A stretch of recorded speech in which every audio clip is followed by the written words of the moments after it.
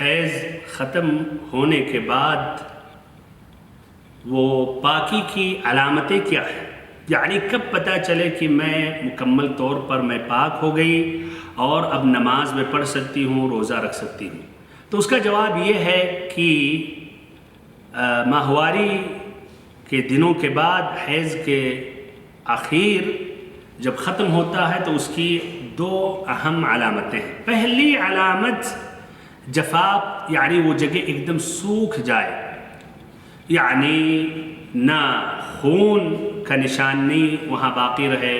نہ لال ہو نہ پیلا ہو، نہ ایسے ہی لال اور پیلے کے درمیان جو میل کی شکل میں ہوتا ہے، تو اس قدر کچھ بھی نہ ہو، مکمل وہ جگہ صاف ہو جائے۔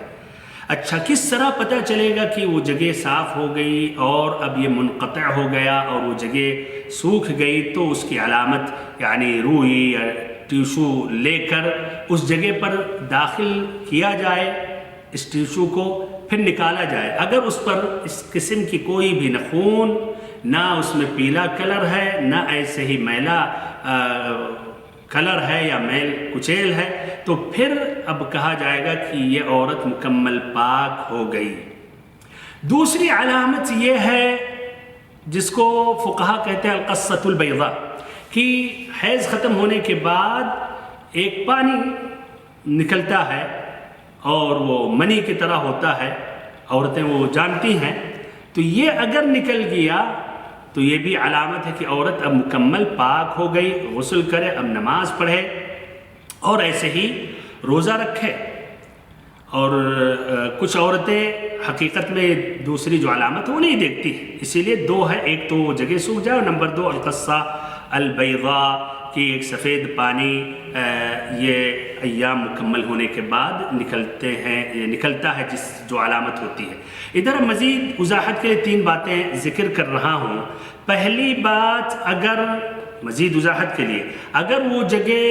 سوکھ گئی اور قصہ البیضاء یہ پانی جس کا ذکر کر رہا ہوں وہ نہیں ظاہر ہوا، تو کیا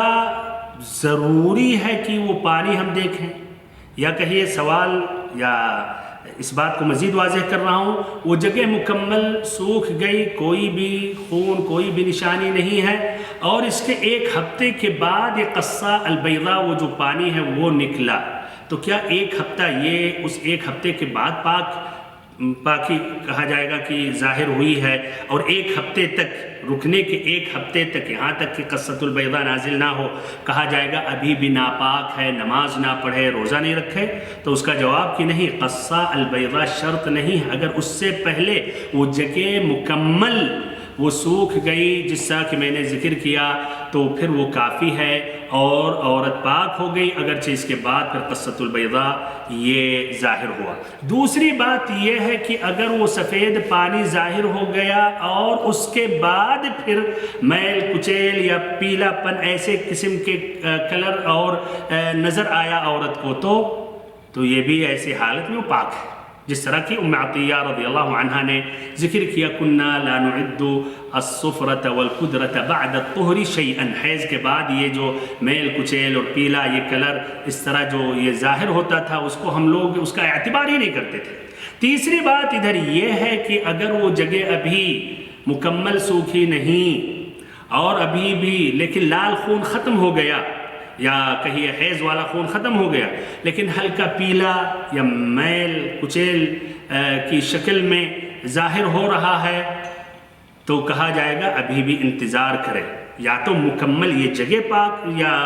سوکھ جائے یا تو پھر قصہ البیضاء ظاہر ہو۔ اسی لیے عائشہ رضی اللہ عنہ سے مروی ہے کہ عورتیں ان کے پاس بھیجتی تھی، یعنی یہ نشانیاں کہ یہ کلر والا کیا حیض ہے یا میں پاک ہو گئی، تو وہ کہتی تھی جلدی مت کرو یہاں تک کہ قصۃ البیضاء ظاہر نہ ہو۔ واللہ اعلم بالصواب۔